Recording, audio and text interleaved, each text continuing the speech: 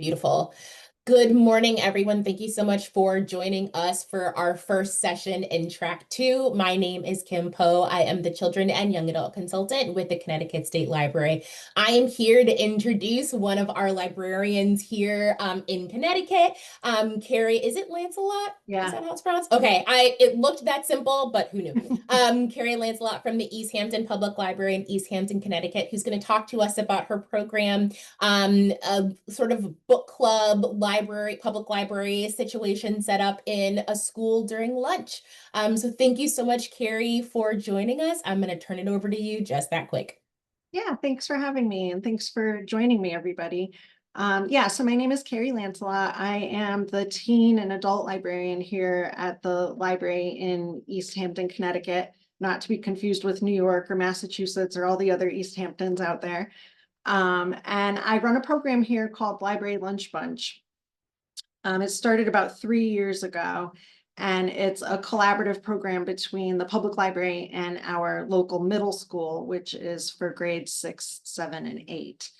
Um, like I said, it started about 3 years ago with an open-ended offer that I made to the library staff at the middle school to do anything that they would like, really. And the librarian there at the time asked me if I would like to run a lunchtime book club, which I think she had been doing, but was a little overwhelmed between a book club, and I think she was also running a chess club at the same time. So I jumped on the opportunity and joined her there to do a lunchtime book club for sixth graders at the time. So the program is scheduled during each grade's lunch period, and I go for about a 6-week span, one grade at a time. And the groups kind of naturally seem to be limited to about 10 to 12 kids. I haven't really had more than that join me, and it seems to be like the perfect size. So now I'm in my third year of the program, and I'm doing all three grades, sixth, seventh, and eighth.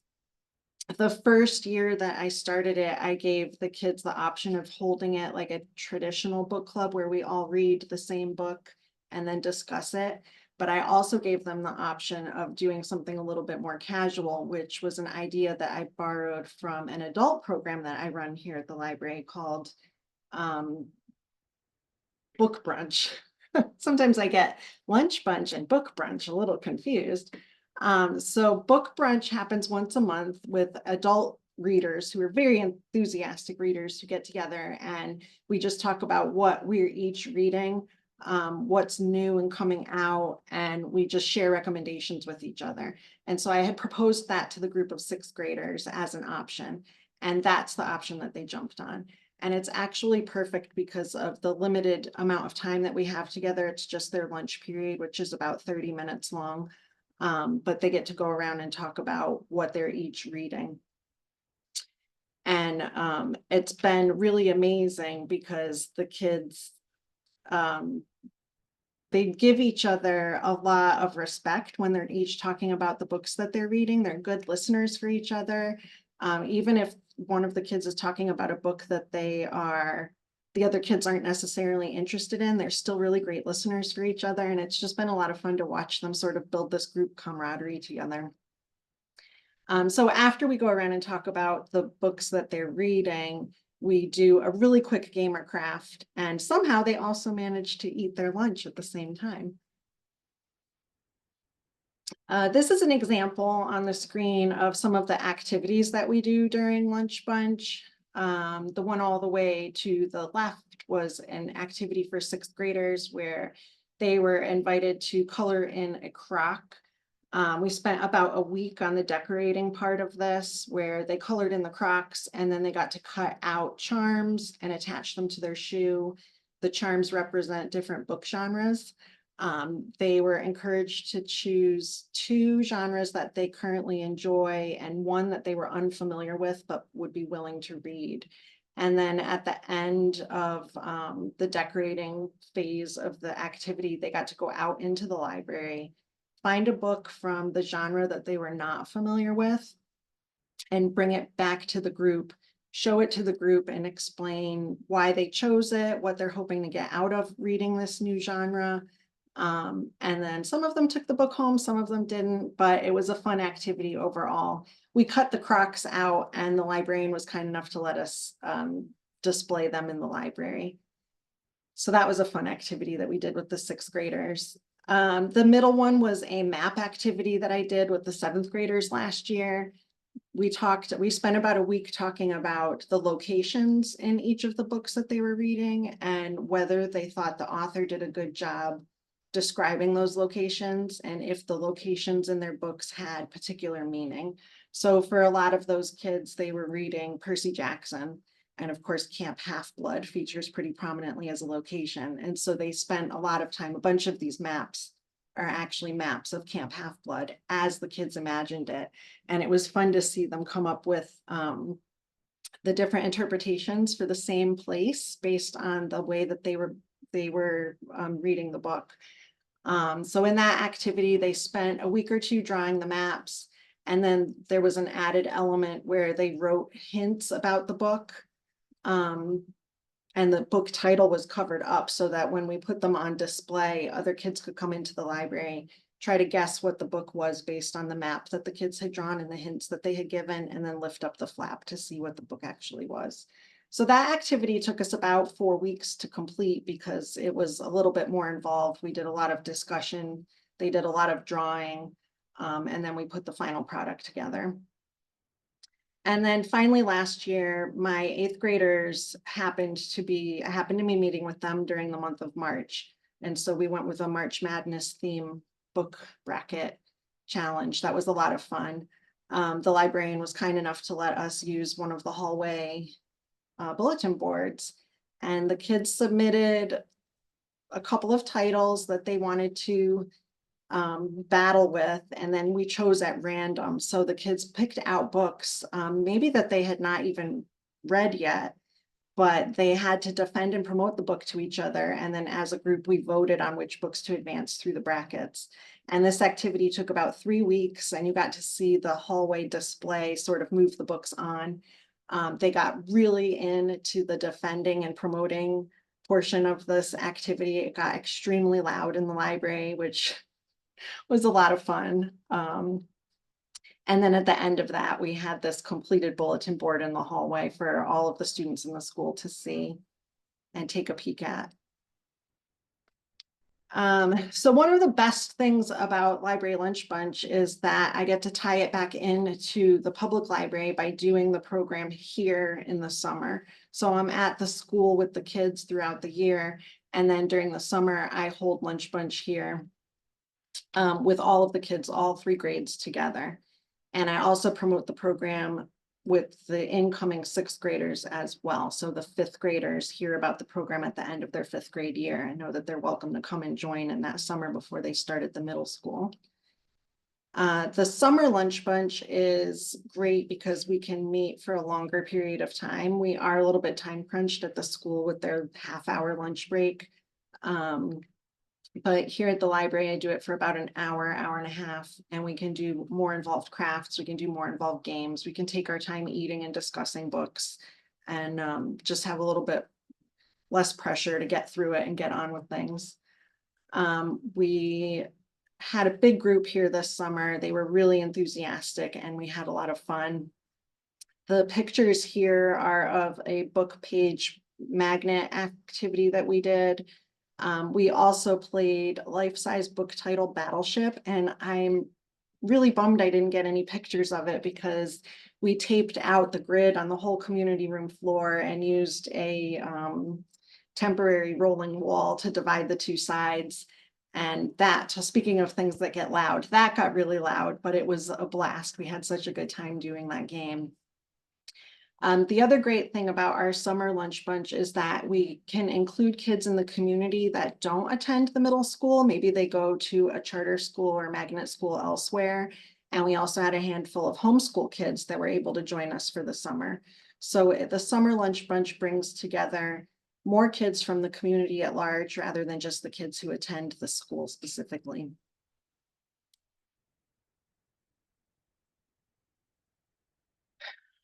So I was giving some thought to what are some of the benefits of this program. And I really feel like Lunch Bunch, both the at-school version and the summer version, supports reading for fun outside of what the kids are required to read in school. So the program tends to attract kids who are really just into reading for the joy of reading rather than the kids who are reading just because they need to get it done for their classes. We foster literacy, we foster belonging and connection across the school year and the summer, and provide a welcoming space for the middle schoolers to gather around their love of reading. And I've really seen with my 8th grade group this year, they were my original group when they were in 6th grade. The group is largely still together. The dynamic of the group is more rambunctious than it was when they were 6th graders, but still so much fun to be around that kind of energy with them. I've also found that just by being in the school, some of kids who end up coming into the library will recognize me and they'll say, "Hey, I saw you in the hallway at school." And even if I didn't interact with them, I'm suddenly a friendly face in a place that they may not have expected to see me. And I really think that that's like the foundation and the basis for making connections with a lot of the teen readers in our town. I've also been able to build really good relationships with the school administration and the library staff. They know that they can call on me to drop in and do little book chats or other little programs whenever they need me, outside of doing the Lunch Bunch program. And so this past fall, I was able to visit the school and see all of the 8th grade ELA classes to talk about using their public library card to access Libby and Hoopla. So I got some FaceTime with every single 8th grader in the school, which was really great. And since then, I've seen a lot of those kids in the library. And I just love being able to recognize them and have them recognize me.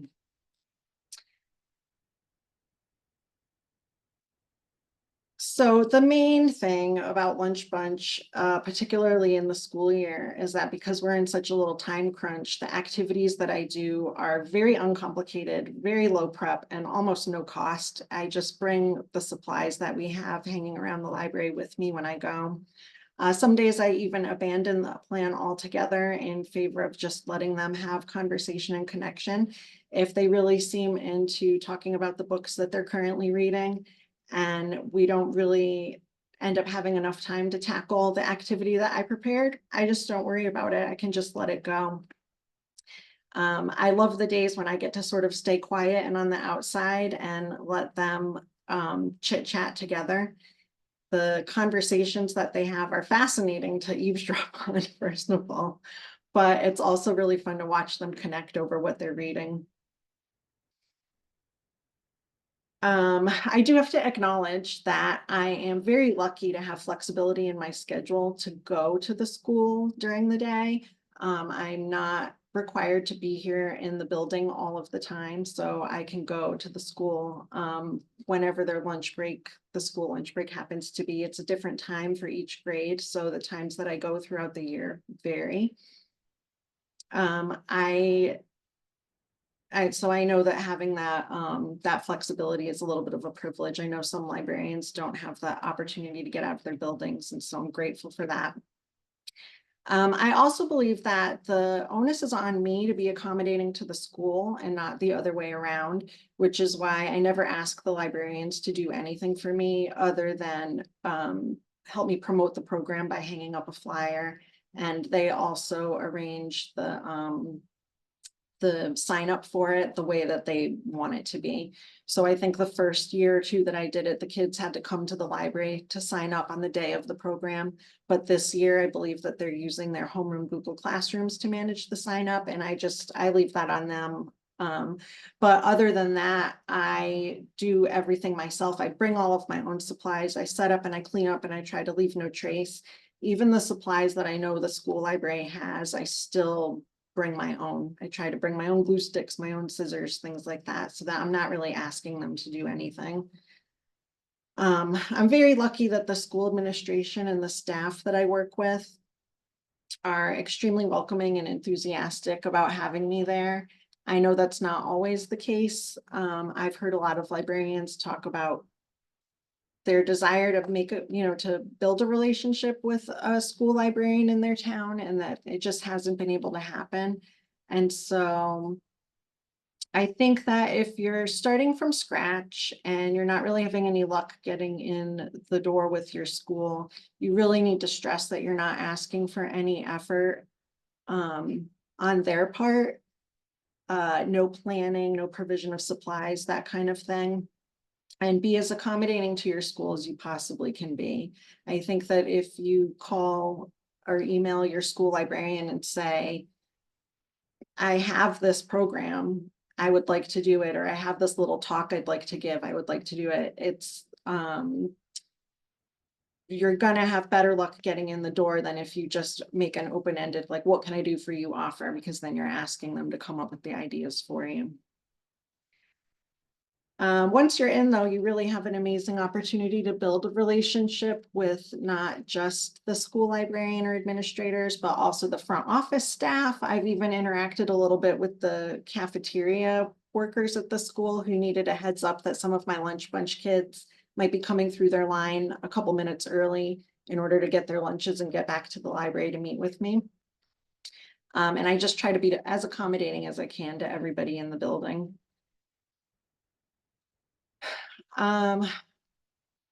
There's a lot happening on this slide, but basically it boils down to the difference, I think, between the school staff, like the teachers and the school librarian, and myself as the public librarian.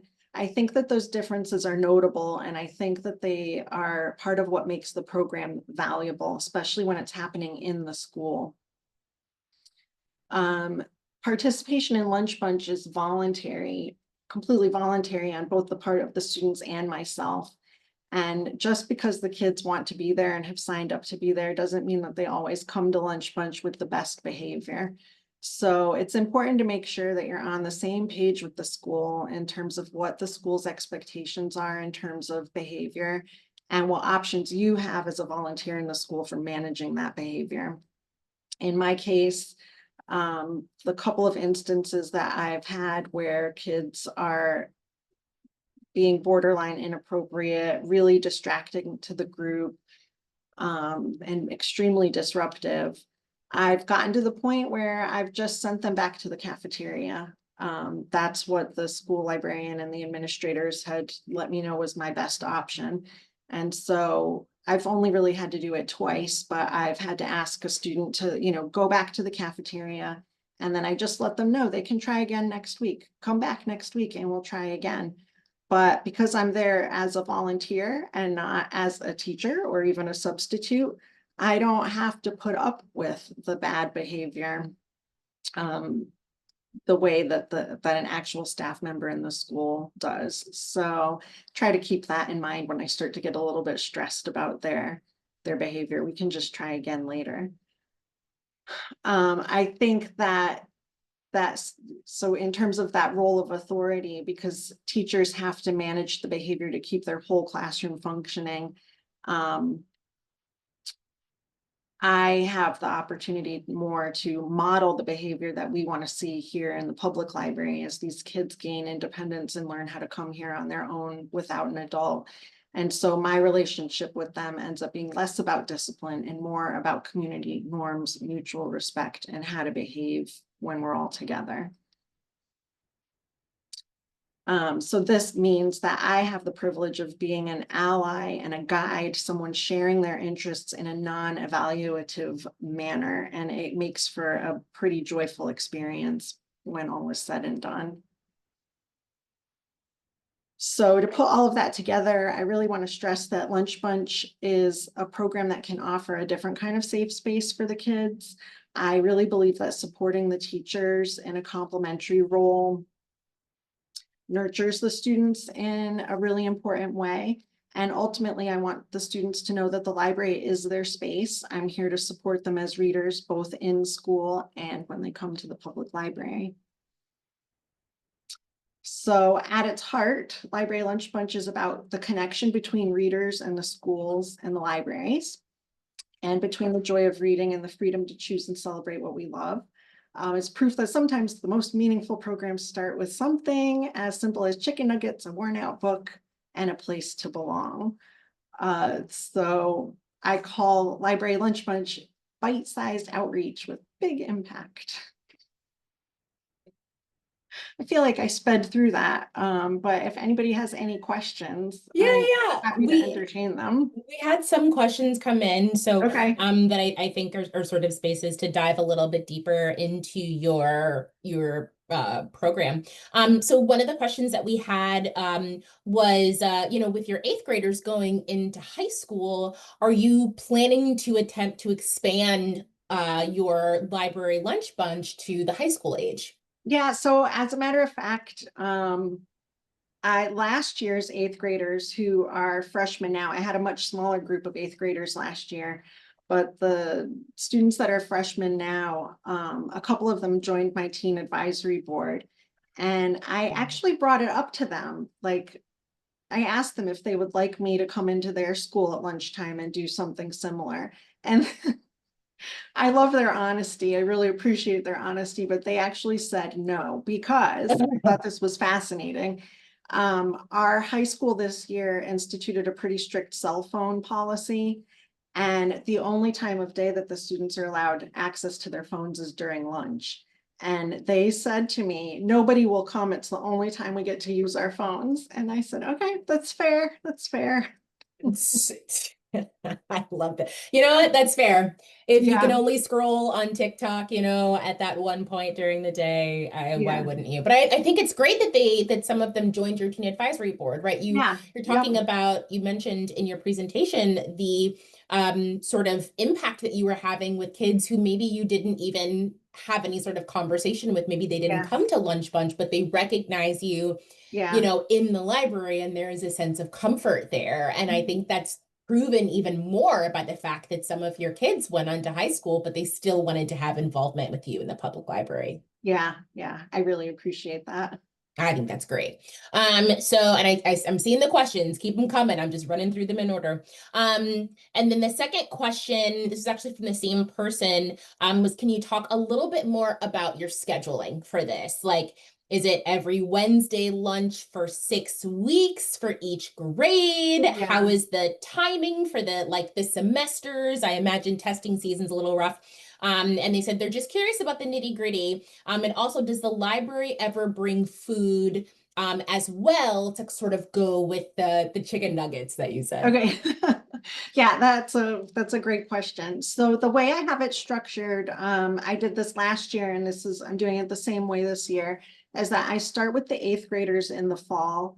And I give them about this year it worked out that I'm doing it for 8 weeks. So I go every Friday during their lunch period for about 8 weeks.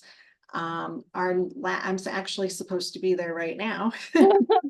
Oh, sorry, middle school. But that's okay. So next week will be their last one, the eighth graders' last one. And then I will take a little bit of a break and start up with the seventh graders in January. I'm not sure yet which day of the week that will be. I'm leaving that up to the library staff to let me know which day works out best for them and their schedule. But I'm pretty the nature of my schedule here means that I'm pretty flexible. So when they let me know what day, I'm pretty sure I'll be able to accommodate that. And then I leave the sixth graders till all the way in the spring, just to give them that little bit of time to hopefully mature a tiny bit. Um, the sixth grade group tends to be wild. Especially because I think it might be their first opportunity or among their first opportunities to do something different at lunch rather than going directly to. And so it takes a little bit of getting used to for them. So I wrap up with them in the spring. And yeah, that's usually the time period where they're doing testing in the schools. And so it does require a little bit more flexibility from me. Last year, I had a few weeks where their lunch break was actually shortened a little bit. So we didn't really do as many games and activities, craft activities during that period. It was more about just conversation because that's what the time allowed for, but it worked out fine. And then I think the part about food, I don't usually bring anything with me, but I was there at the middle school on Halloween, and it just felt wrong to not bring them some candy. So I had made up some little goodie bags that had a bookmark and like a ring pop in it for them. Ring pops are still a real thing? Oh yeah. Oh Oh my yeah. gosh. I had to tap into my inner child. Okay. Do you, and you mentioned this a little bit. So if there's more advice, I think everyone here would love to hear it. What advice do you have for cementing those connections with school librarians and administrators? So I know you said that instead of like the open-ended, I'm here, how can I help you, showing up with like, this is what I'm thinking. This is what I would like to do. I don't need any of your stuff, Yeah. which I think is actually a really great tip. But is there anything that you want to expand upon or anything that you want to add on building those relationships? Yeah, I can, outside of Lunch Bunch, I do it works out to be about once a month visit at the high school library. They have what they call an X block period, during the day where the kids have the opportunity to go, either see teachers about different things or, so there's a group of students who spend their X block in the library, and I'll do a visit about once a month. And I do the same, it's sort of the same thing where I'll come with an activity already prepared. For a few years now, I've gone to do like when the nutmeg books are announced, I'll go in with the high school librarian and she and I will do a book talk about the nominees together. And things like that. And I just have found that trying to be consistent in my visits and my connection with the librarians is really helpful. So I Mhm. don't let them forget about me. Yeah, yeah. And you know, you'd kind of mentioned taking as much responsibility off of them as possible. And I think there's something to be said for that because they're out here teaching classes and that's sometimes Um, they're the tech person fixing the whiteboard, I guess. It's not a projector anymore. yeah, And their schedules are so different from ours in the public library space. So I think that's right. just a really fair thing to bring up. So thank you. I mean, their days are scheduled, to the minute, really. Hmm. And so I feel like if I can come rolling in with my little pre-prepared activity, take a little Hmm. something off their plate. Yeah, yeah, that's so great. Oh, so do you have the same group of kids for the whole time? Do you have drop-ins or like keep your group limited? And this person is saying from their perspective, they run a monthly lunchtime graphic novel club at the middle school. They have regular attendees, but it is drop-in, not sign up. But I guess the same kids are showing up Yeah, so I'd sign up in terms, I think, of the school liking to keep track of where in the building the kids are at a particular time. there. But from my perspective, it's drop in. So Mhm. I've had weeks where, well, like on Halloween, I think I had 3 kids who elected to stay in the cafeteria for lunch because they were part of a group costume. Oh, And they had all cute. dressed up similar or on a theme. And so they want, lunchtime would be their opportunity to be seen. So they Yes. elected to stay in the cafeteria for lunch that day. And that's fine with me. Yeah. Um, even in the periods of time where we're doing an activity that takes multiple weeks, there's not usually anything so complicated about the activity that a student who's dropping in during the second week couldn't catch up on what we were doing, Hmm. or what's Hmm. going on. So it works out fine with the kids making up their minds about when they want to come and not come. Yeah, that's very fair. And someone asked, do you serve lunch during the summer or do they bring their own lunch? They bring their own lunch. Yeah, Hmm. they are encouraged to pack their lunch and bring it with them. Okay, great. And we did have I think everyone sort of verified that you did say lunch is 30 minutes. Is that how Yeah. long you have with them? Okay. Mhm.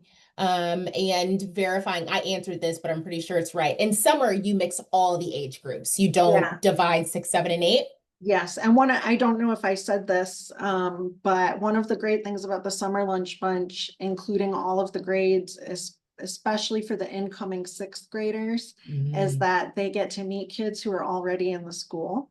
mhm. And I think there's probably something to be said for when they start sixth grade and they're in that building and they see a kid they know from summer, like, oh, I know you, I met you already.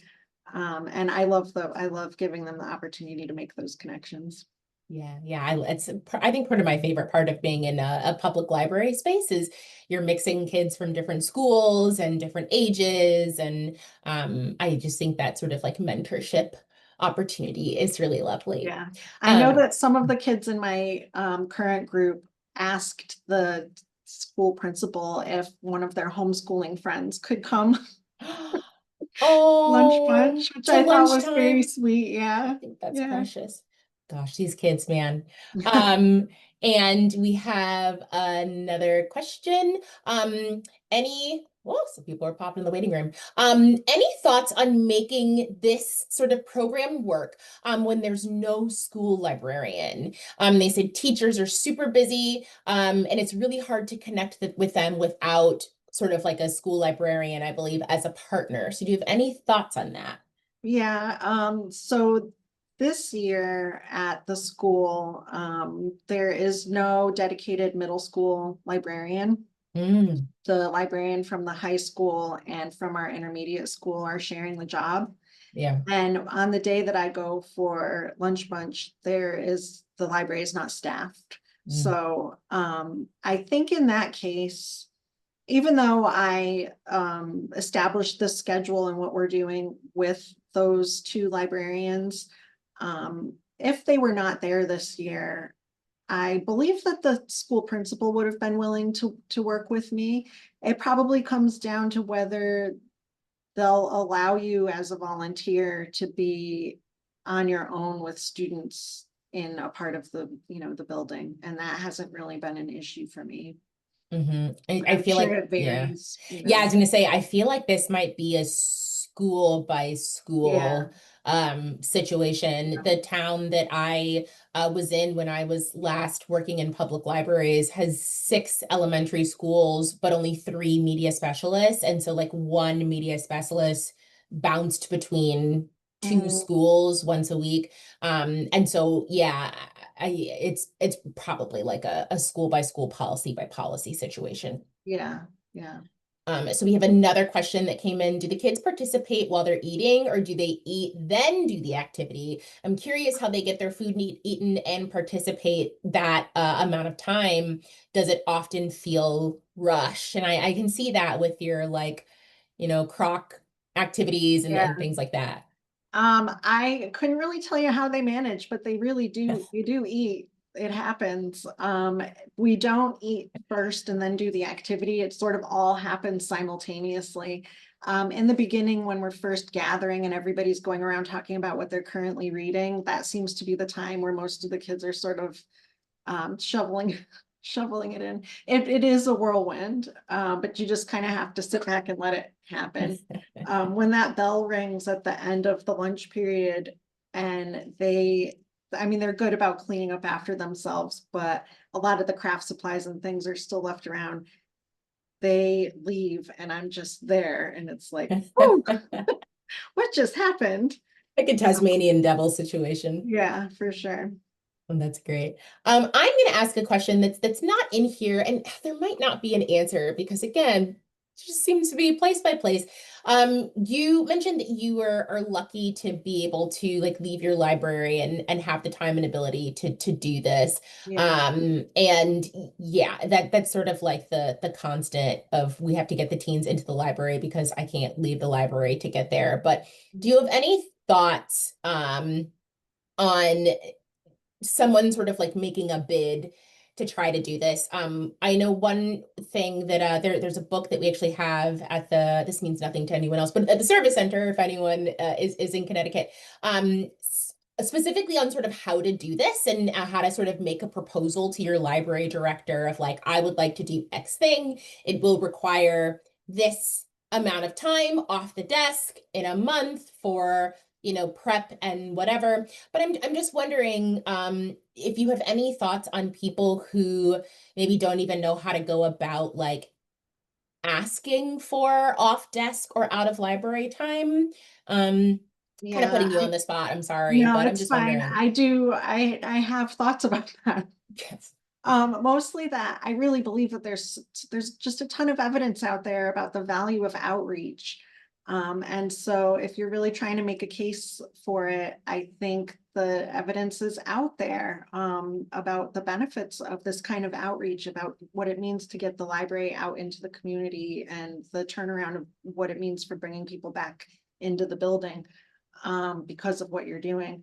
But I guess if you're really starting from scratch with absolutely nothing, put a lot of your emphasis on what you're doing in the summer and building those relationships in the summertime. So this year, my summer lunch bunch, I did it weekly for the whole month of July. Ooh, Um, and at the end of it, the kids were so bummed that it was over. I let them convince me to keep going for another 2 weeks. So we extended it wow. into the month of August. And I think that if I'd had it in me, they would have wanted me to just keep going for the whole time. But I think that if that's what you're starting with, then that's where you are for in terms of building the relationship with the kids, trying to get them in the building in the summer, and then Mhm. working toward what you can do outside later on. I think that's a really great idea. And my brain is already locked in summer mode already just because of the weird schedule of consultants. But thinking about the fact that most summers have just ended, right? Sort of projecting if I did want to integrate something like library lunch bunch, how could I do that? If you are a site that does free and reduced or the like the summer meals, that might be a great place to start, or going to a place that does summer meals. Talking about outreach. Um, so we have another question. Also for the lunch bunch in the summer, do the kids still talk about whatever books they were reading, or is it more of like a traditional book club? Oh, they all read the same things. This must be someone who came in a little later. Would you Yeah. mind? Yeah. No, we do.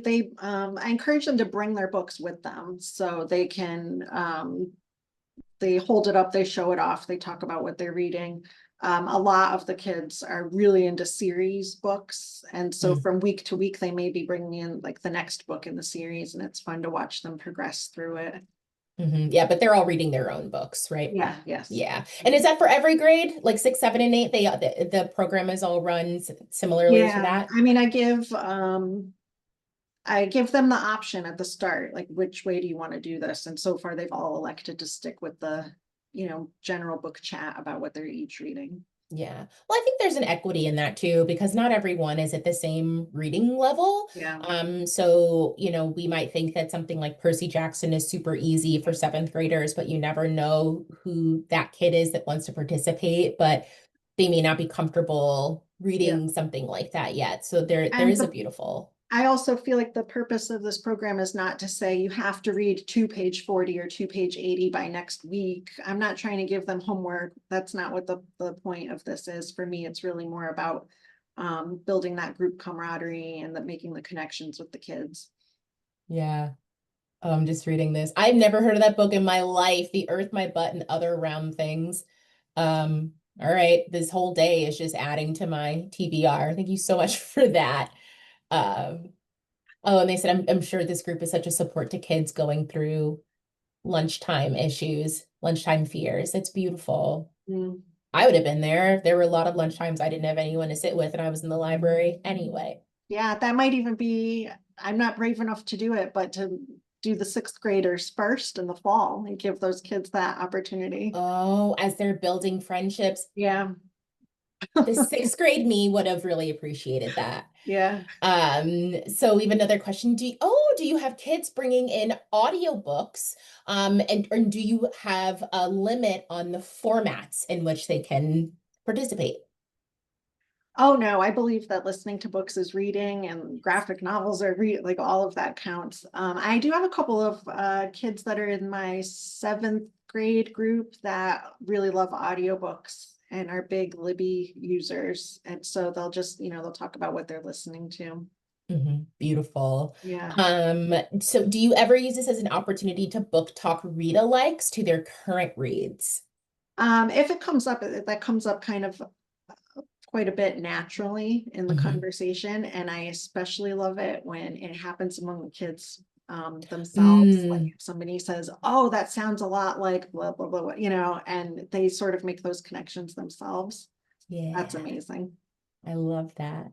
Oh, and we've got someone who said they already emailed their school librarian to discuss this. So we haven't even logged out of Zoom yet, and someone is already taking a leaf from your Yeah, or a page from your book. that's fabulous. And I mean, I do it, the way that I'm doing it is I go every week, but if that's too intense for your school or for your library schedule and your ability to get out of your building, then once a month is even Yes. great. I think there's so much flexibility in this concept. There's a lot you hmm can do with it. Yes, scaling, I think, is a big thing. I think sometimes when we talk about library programs, and this seems to come up quite a bit in teen programs, someone's thinking about the exact way that the presenter did their program and all of the reasons why they can't do it that way. Mhm. But there's a world in which no, I can't do once a week. Even starting off quarterly, sort of doing like a build up to something. Maybe Yeah, it starts off quarterly and then it's bi-monthly and then it's bi-weekly, as library administration begin to see the benefit of the program. I think yeah. that's absolutely a possibility. I want to go talk about books at lunchtime. Librarians in Connecticut, come visit me at the service center during lunchtime, and we can just have a big book conversation. I love that lunch bunches for everybody. Yes, lunch bunches for everybody. Just gonna see if there are any other questions. We'll give it a minute. Feel free to drop those in there. As a reminder to anyone who might have missed it coming in during the presentation, but Carrie's slides are in the virtual tote bag, which you can access through the link to the schedule as a whole. Again, remember there are also ARCs there from Hachette. We thank them very much. We need a library lunch bunch once a month. We absolutely do. This could be a movement, everybody. I love Um, that. so Carrie's slides are there. You see the last slide has her contact information. If anyone wants to have deeper conversation, I'm sure Carrie would welcome that. Maybe talk about ways to scale this to something that's within the capacity of your library and or school. Someone hosts a monthly librarian lunch bunch. What state are you in? New England small, but it's not that small. Um, So, all right. I mean, this might kind of be it for our questions. Thank you so much, Carrie, for taking a moment to come in and talk to teen librarians in New England and beyond. Massachusetts. Oh no. Can we meet at the border? I'd go. But thank you so much for talking to us, for Yeah, of sharing this course. program with us. There is already some excitement happening around this initiative, and thank you, everybody. So I'm going to go ahead and stop this recording now.